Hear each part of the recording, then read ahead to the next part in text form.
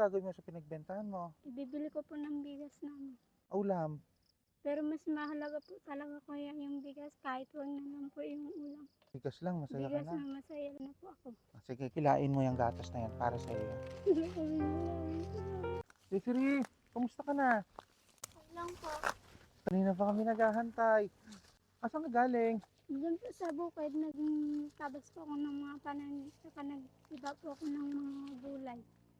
Ay, ito, saan galing itong saging? Tiniba ko po dyan sa tanim namin. May tanim ka ng saging. Opo. Marami ka bang pananim doon? Marami rin po. May mga talbos po ng kamote. Saging gabi po, marami po. Iba't ibang klase ng gulay. Opo. So, ito yung tiniba mo ngayon. So, ang gagawin mo dito ngayon sa saging na tiniba mo? Ibebenta ko po. Kami Diyan bibenta po sa bayan. sa bayan. Magkano naman yung benta mo diyan? Pag naibenta mo yung ganyang saging, yung mga ganyang karami, 20 po. 1 kilo? Opo. Pag nabenta mo yan, anong gagawin mo sa pinagbentahan mo? Ibibili ko po ng bigas namin. Ganun, kailangan nyo talaga ang bigas dito? Opo. Ulam?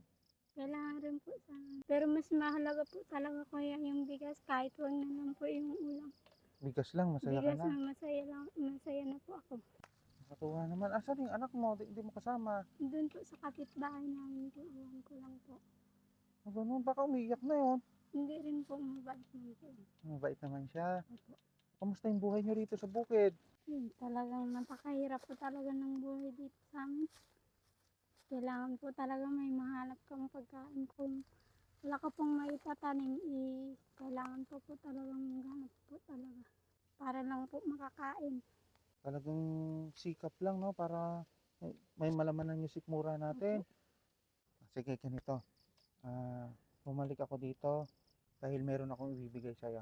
Siri, ito yung pasalubong ko para sa'yo. So, merong grocery. Pakalapang mo muna yan dyan, be.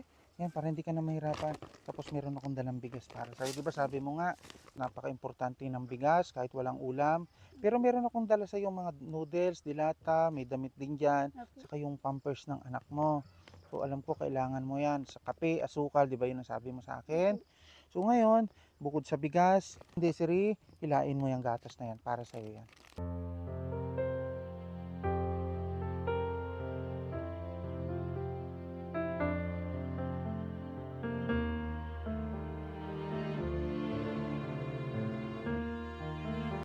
Para sa'yo yan.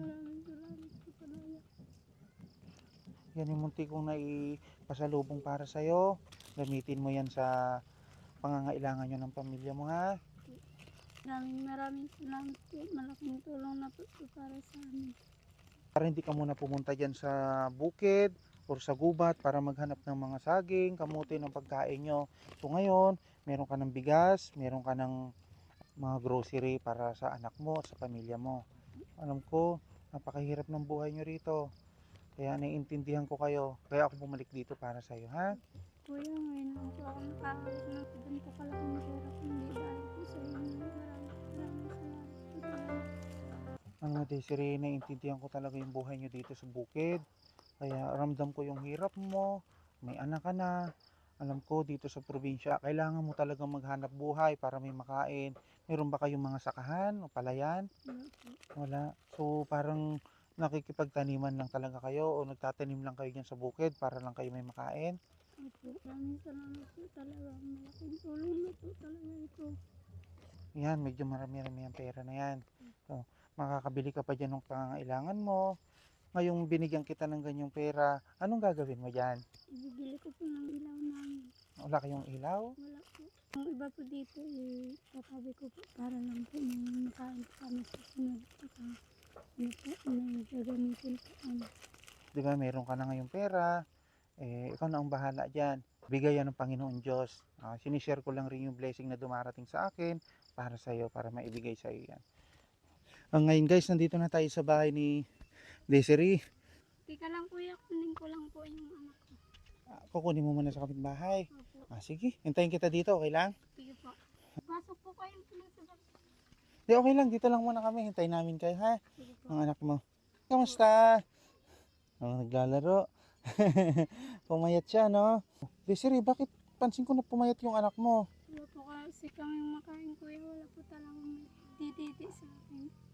Kaya ganito na ngayon nangangayayat si baby mo. O, so ngayon meron na kayong pambili ng pagkain ha. Meron na kayong bigas diyan at iba pang ulam. So kumain ka ng marami para naman may dede si baby sa'yo ha. Opo. Salamat naman nakabalik ako sa iyo dito para mabisita ko kayo uli. Yung napansin ko yung bahay mo, extend mo na ng bulito na. Opo. Oo. Sinong gumawa niyan? Yung asawa ko lang rin po. Ay, asawa mo na lang rin gumawa. Po, sariling sikap niya po yan. Kahit pa paano hindi na kayo mababasa ng ganon. Ganito man yung bahay nyo, kubo. Pero alam ko masaya kayo ng pamilya mo dito na nakatira. Opo, kuya. Masaya po kami ngayon lalo na po meron na po kami makakain. Yan, bigay ng Panginoon Diyos yan. Ang blessing na sinishare ko rin para sa inyo. Maraming salamat